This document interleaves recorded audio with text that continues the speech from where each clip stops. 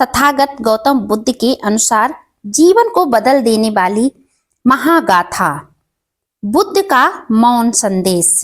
ध्यान से सुने, वीडियो लाइक और शेयर जरूर कर दें। वन शांत था, साल के पत्ते जमीन पर बिछे थे।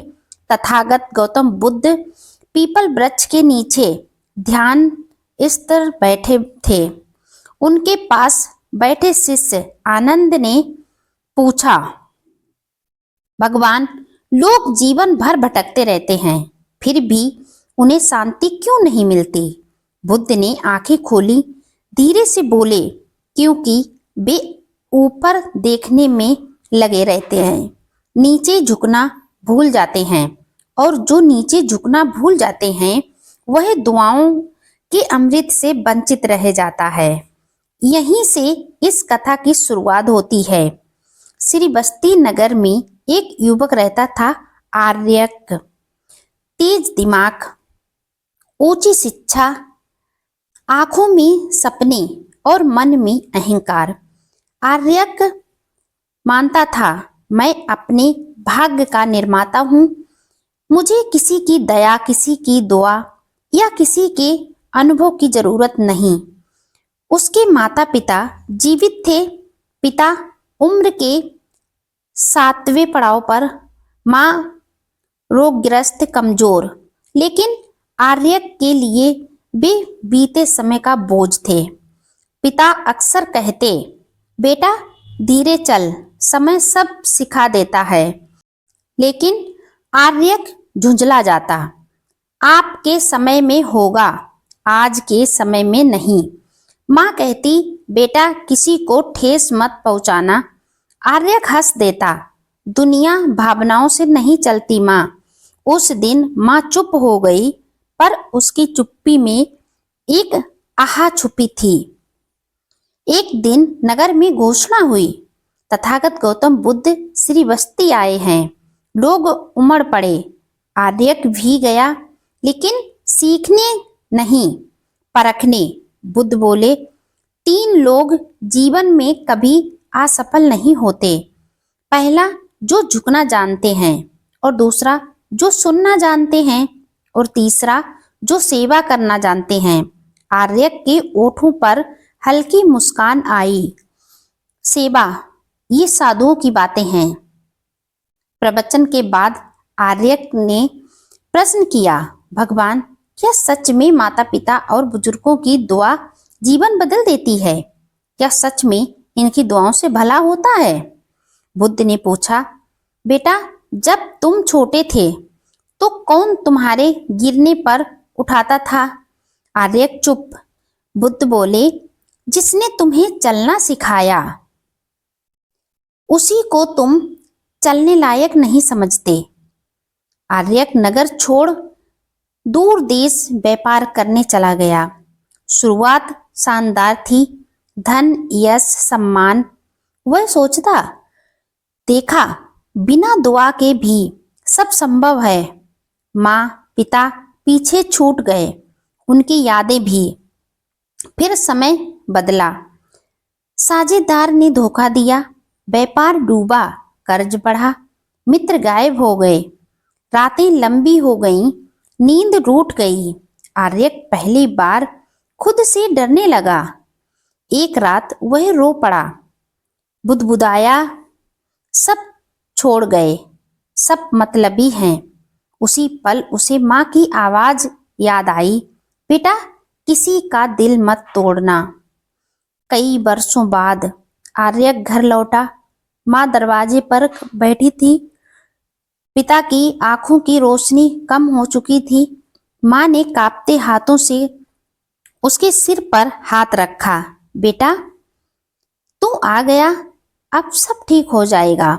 आर्यक का कलेजा फट गया। उस रात आर्यक ने पहली बार माँ पिता के चरण छुए। आंसू टपके पड़े। पिता बोले, हमारी उम्र भले चली गई, पर हमारी दुआ अभी भी जिंदा है। कुछ महीनों में मन शांत हुआ, अवसर मिलने लगे, स्वास्थ्य सुधरा, संबंध सुधरे। आर्यक समझ गया, कुछ बदल गया है।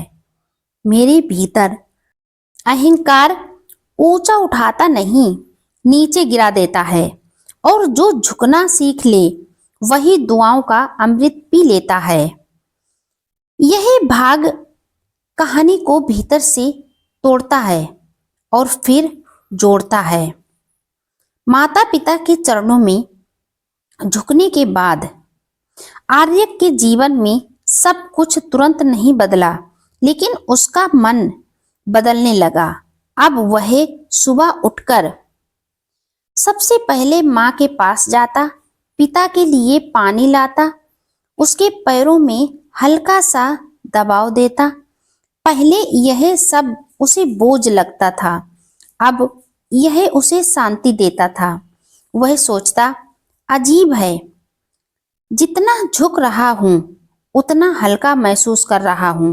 एक दिन पिता बोले, बेटा तू जानता है हम बूढ़े क्यों हो जाते हैं? आर्यक बोला, समय की वजह से पिताजी। पिताजी मुस्कुराए, नहीं, ताकि अगली पीढ़ी को विनम्रता सिखा सके। उन्होंने आगे कहा, जिस घर में बूढ़े बोझ समझे जाते हैं उस घर में बच्चे भी बोझ बन जाते हैं। ये शब्द आर्यक के भीतर उतर गया। एक सुबह आर्यक के निश्चय किया, मुझे तथागत बुद्ध से फिर मिलना है। इस बार सवाल करने नहीं, सुनने। वह उसी वन में पहुंचा जहां बुद्ध ठहरे थे। बुद्ध ने उसे दूर से देखा और बोले, बेटा आज तुम्हारे कदमों में शोर नहीं। आर्यक झुका, इस बार केवल शरीर नहीं। उसने कहा, भगवान मैंने झुकना सीखा और जीवन हल्का हो गया। ऐसा क्यों? बुद्ध बोले, क्योंकि अहंकार सबसे भारी बोझ है और बुजुर्गों के चरण वही भूमि है जहां अहंकार गलता है। आर्यक ने पूछा, भगवान दुआ आखिर होती क्या है? कोई शब्द, कोई भावना? बुद्ध ने मिट्टी उठाई और कहा, यह मिट्टी है। फिर उन्होंने उसमें बीज डाला। बीज कर्म है, मिट्टी बुजुर्ग है, और जो फल निकलता है वही दुआ का प्रभाव है। बुद्ध बोले, माता पिता की दुआ शब्द नहीं होती, वह तुम्हारे जीवन को सही दिशा में मोड़ देती है, और जब तुम गलत रास्ते पर होते हो वही दुआ तुम्हें तोड़कर वापस सही जगह लाती है। आर्यक को अपने टूटे हुए दिन याद आए। आर्यक ने डरते हुए पूछा, भगवान और जो लोग अपने बुजुर्गों को तिरस्कार करते हैं, उनका अपमान करते हैं, उनका बात नहीं मानते, उनका सम्मान नहीं करते। बुद्ध का स्वर गंभीर हो गया। वे तुरंत नहीं पर निश्चित रूप से अकेले पड़ते हैं, क्योंकि उन्होंने अपनी जड़ों को स्वयं काट दिया होता है। बुद्ध बोले, जो चरणों में झुकता है वह मुंह से प्रार्थना नहीं करता, उनकी सेवा स्वयं प्रार्थना बन जाती है, और मौन प्रार्थना सबसे शक्तिशाली होती है। उस दिन के बाद आर्यक बदल गया। वह क्रोध से पहले रुकता, बोलने से पहले सोचता, निर्णय से पहले बुजुर्गों को सुनता। उसके भीतर एक स्थिरता आ गई। एक रात माँ ने आर्यक का हाथ पकड़ा, बेटा अगर कभी लगे जीवन बहुत भारी हो गया है तो किसी बुजुर्ग के चरणों में सिर रख देना, वहां बोझ नहीं दुआ मिलेगी। आर्यक रो पड़ा। कुछ समय बाद माँ इस संसार से विदा हो गई, लेकिन माँ की दुआ घर में गूंजती रही। आर्यक समझ गया, शरीर जाता है, दुआ नहीं। बुद्ध ने कहा, जब तक माता पिता जीवित हैं तुम्हारे पास चलता फिरता तीर्थ है, और जिस दिन वे चले जाते हैं उस दिन पछतावा पूजा बन जाता है। जो समय रहते झुक गया वह बच गया, और जो समय रहते नहीं झुका उसने जीवन भर सिर पटक कर सीखा। माँ के जाने के बाद घर वैसा ही था, दीवारें, आंगन, दरवाजा, लेकिन घर की आत्मा चली गई थी। आर्यक माँ की चारपाई के पास बैठा रहता, वही चारपाई जहाँ कभी वह बचपन में सिर रखकर सोया करता था। अब वह चारपाई उससे कुछ नहीं कहती थी, पर सब कुछ कह देती थी। माँ के जाने के बाद पिता और अधिक चुप हो गए। उनकी आंखें अब शब्द नहीं ढूंढती थीं, वे केवल बेटे को देखती थीं। एक दिन पिता बोले, बेटा, माँ चली गई, पर उसकी दुआ अब तेरे भीतर है। अब तू ही उस दुआ को आगे बढ़ाना। आर्यक समझ गया, अब वह केवल पुत्र नहीं, उत्तरदायित्व है। आर्यक एक बार फिर तथागत गौतम बुद्ध के पास पहुंचा। इस बार उसके हाथ खाली नहीं थे, उसमें अनुभव का भार था। उसने पूछा, भगवान, बुजुर्ग इतनी पीड़ा क्यों सहते हैं? क्या यह अन्याय नहीं? बुद्ध बहुत देर तक मौन रहे। बहुत देर बाद वह बोले, फिर उन्होंने अपने शब्द कहे, बेटा, क्या दीपक खुद के लिए जलता है? आर्यक बोला, नहीं, वह दूसरों के लिए। बुद्ध बोले, बुजुर्ग वही दीपक हैं, वे जलते हैं ताकि अगली पीढ़ी अंधेरे में ना भटके। बुद्ध आगे बोले, लोग समझते हैं बुजुर्ग अपने कर्म भोगते हैं, लेकिन सत्य यह है, वे अपनी करुणा के कारण कष्ट सहते हैं। वे अंतिम सांस तक परिवार का बोझ अपने कंधों पर उठाए रखते हैं।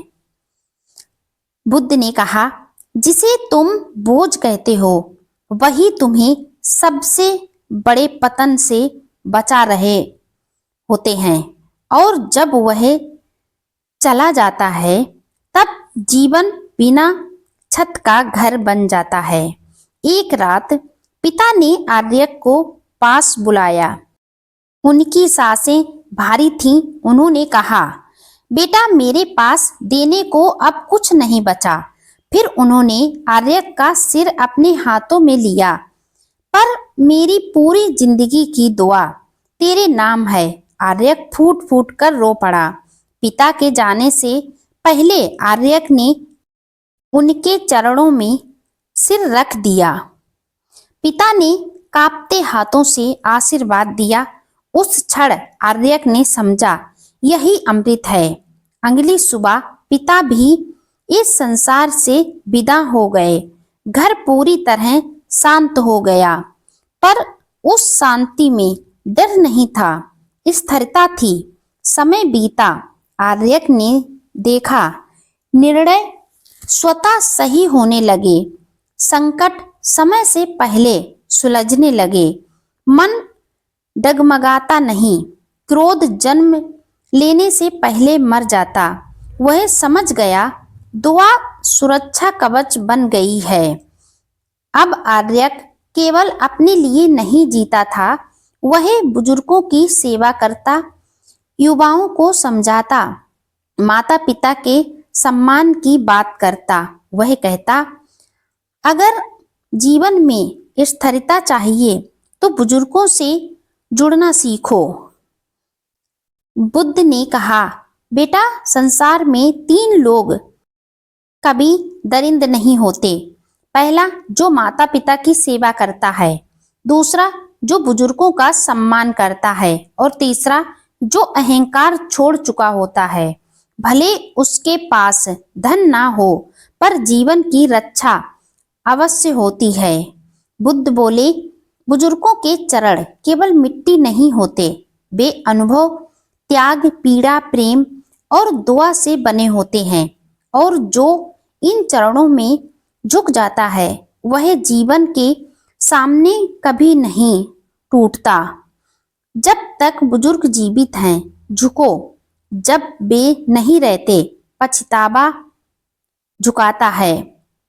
जिस दिन तुमने बुजुर्गों के चरणों को छुआ उस दिन जीवन ने तुम्हें संभाल लिया। यह कहानी धन की नहीं, भाग्य की नहीं, सफलता की भी नहीं, यह कहानी है दुआ की। और बुद्ध कहते हैं दुआ मांगी नहीं जाती, अर्जित की जाती है। कहानी कैसी लगी कमेंट में बताएं, वीडियो लाइक शेयर करें। अगर आप मेरे चैनल पर पहली बार आए हैं तो चैनल को सब्सक्राइब करके बेल आइकन जरूर प्रेस कर दें, जिससे मेरा आने वाला हर एक वीडियो आप तक समय पर पहुंचता रहे।